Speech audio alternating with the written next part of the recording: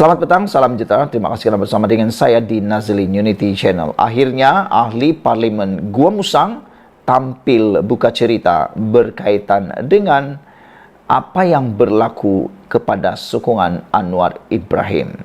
Baru-baru ini kita digemparkan sekali lagi dengan pendedahan daripada seorang ahli parlimen yang telah menyatakan sokongan kepada Anwar Ibrahim.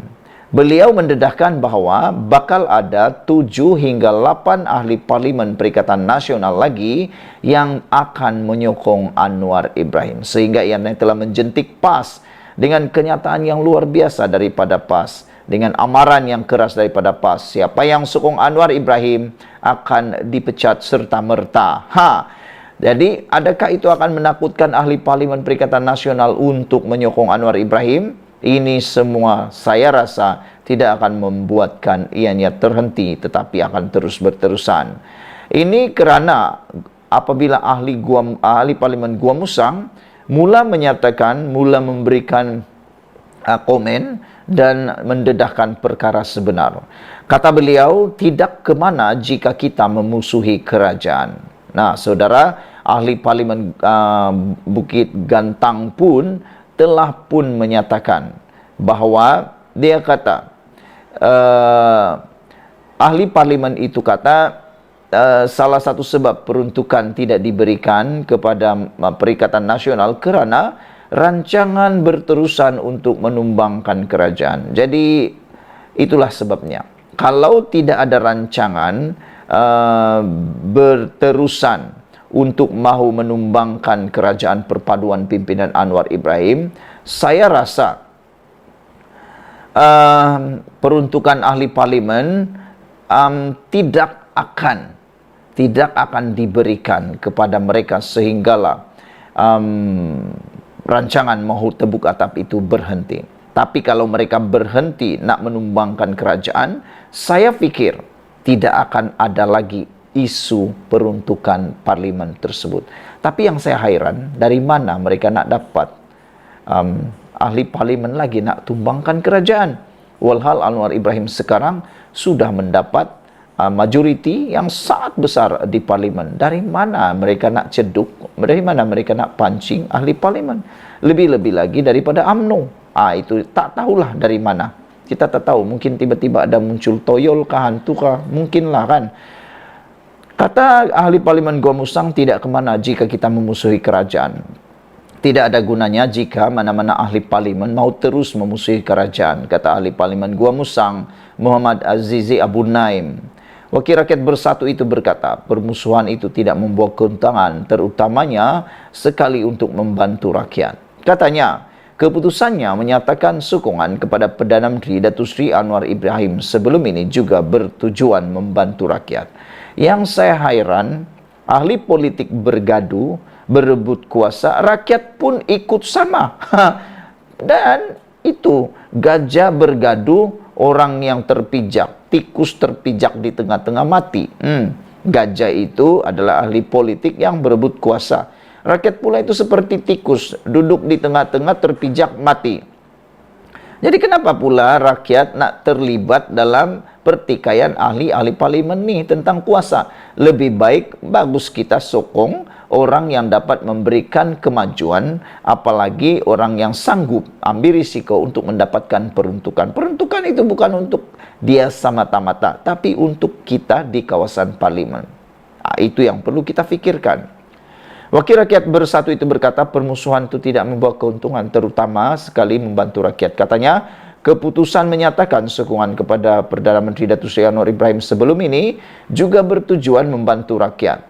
Kalau saya atau sesiapa sahaja yang bermusuh dengan kerajaan persekutuan, kita tidak akan ke mana, terutama sekali dalam konteks bantuan untuk rakyat. Walaupun kita tahu ada agensi seperti Kesedar dan Felda, tapi apakah kita tahu mengenai pelaksanaan secara menyeluruh? Jawapannya, kita tidak tahu disebabkan kita pembangkang. Jadi antara sebab saya menyokong kerajaan perpaduan kerana saya perlu akses untuk masuk ke agensi-agensi persekutuan supaya kita tahu apa ada untuk membantu rakyat. Kerana masih ada rakyat tak tahu apa manfaat yang mereka dapat sebagai rakyat, katanya memetik berita harian hari ini.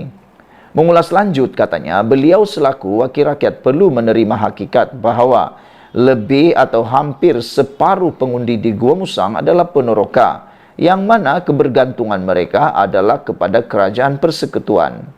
Sementara itu, ditanya mengenai tindakan bakal dikenakan bersatu ke atasnya, Muhammad Azizi berkata, sudah 2 kali berlangsung mesyuarat kepimpinan tertinggi, namun setakat ini belum ada tindakan daripada parti ke atas beliau.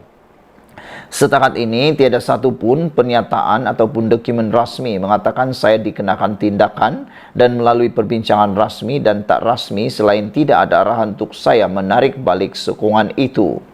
Kita wakil rakyat, nama lagi wakil rakyat. Jadi, pada saya politik itu tolak ke tepi. Sekarang masa untuk berkhidmat kepada rakyat.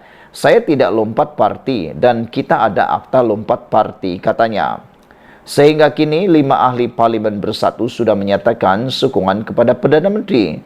Ahli Parlimen Kuala Kangsar Datuk Iskandar Zulkarnain pada 12 Oktober, diikuti Labuan Datuk Suhaili Abdul Rahman 30 Oktober, Muhammad Azizi 7 November, Jeli Zahari Kecik 8 November dan Bukit Gantang Syed Abu Hussein Hafiz Syed Abdul Fasal 28 November.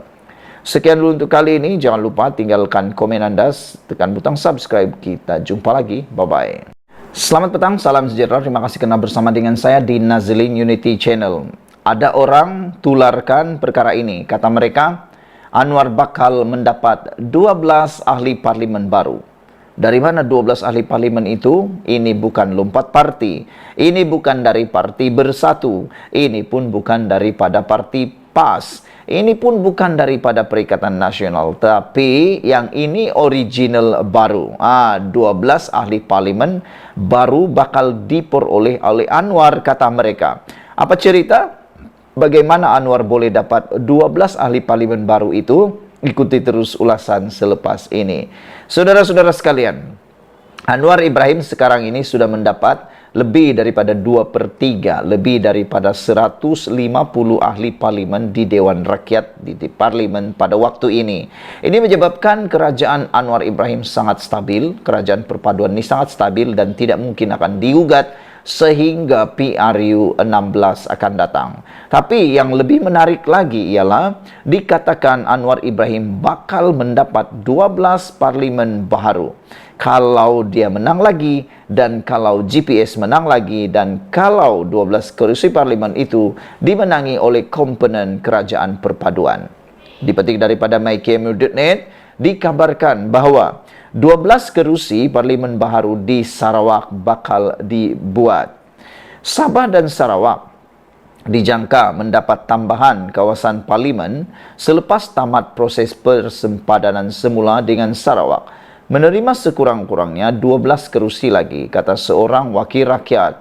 Ahli parlimen dari Gabungan Rakyat Sarawak, Gabungan Parti Sarawak GPS yang enggan dinamakan berkata, jumlah kerusi parlimen Sabah dan Sarawak akan meningkat tidak lama lagi.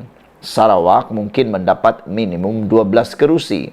Saya percaya parti politik dalam GPS sedang bekerja di kawasan berpotensi bagi cadangan kerusi baru, katanya. Bertahun lamanya ahli politik Malaysia Timur menggesa Sabah dan Sarawak mendapat 1/3 kerusi parlimen, sejajar status sama taraf dua negeri itu di bawah Perjanjian Malaysia 1963. Kalau ini benar-benar berlaku, 1/3 kerusi di parlimen adalah datang daripada Sabah dan Sarawak, makna kata Sabah dan Sarawak kini mempunyai kuasa yang lebih besar, iaitu jadi penentu atau kingmaker. Jadi apabila Sabah dan Sarawak menjadi kingmaker, maka ini akan memberikan keuntungan besar kepada Sabah dan Sarawak. Saudara-saudara sekalian, pada waktu itu dijangkakan Sabah dan Sarawak akan lebih diambil berat dan dipandang bukan dengan satu mata lagi, tapi dengan perhatian yang penuh. Buat masa ini, kerusi parlimen di Sabah dan Sarawak kurang daripada 2/3. Ketika berucap pada Hari Malaysia di Kuching pada 16 September, Perdana Menteri Anwar Ibrahim memberi jaminan berdasarkan MA 63 Sabah dan Sarawak perlu melaksanakannya secepat mungkin, katanya. Bulan lalu, Ramkalpal Singh ketika menjadi Timbalan Menteri di Jabatan Perdana Menteri Undang-Undang dan Reformasi Institusi berkata, proses persempadanan kawasan pilihan raya telah bermula di Sarawak. Katanya, kajian akan dibuat di Sabah pada 2025 dan Negeri Semenanjung pada 2026. Semenanjung ketika ini mempunyai 166 atau 75% daripada 222 kerusi parlimen. Manakala baki 25% lagi atau 56 kerusi melibatkan Sarawak. Sarawak 31 dan Sabah 25 kerusi. Seorang lagi ahli parlimen GPS enggan mendedahkan perincian kawasan terlibat persempadanan. Kami sedang ke arah itu, terutama kawasan luas parlimen sedia ada di pedalaman yang memerlukan perhatian tambahan pembangunan, katanya lagi. Sumber daripada agensi kerajaan berkata, pengumuman berkait perkara itu berkemungkinan dibuat tahun depan. Ia masih di peringkat awal, namun pengumuman akan dibuat bila tiba masanya. Pada Oktober dilaporkan, Parti Pesaka Bumi Putra Bersatu akan menubuhkan jawatan kuasa memaju cadangan penambahan kawasan parlimen di Sarawak. Premier Sarawak Abang Johari Openg berkata, cadangan tersebut sejajar dengan MA 63 dan akan diserahkan kepada Suruhanjaya Pilihan Raya SPR. Saudara-saudara sekalian, ini satu berita yang paling menarik dan amat menggembirakan rakyat di Sabah dan Sarawak. Sekian dulu untuk kali ini. Jangan lupa tinggalkan komen Anda, tekan butang subscribe. Kita jumpa lagi. Bye-bye.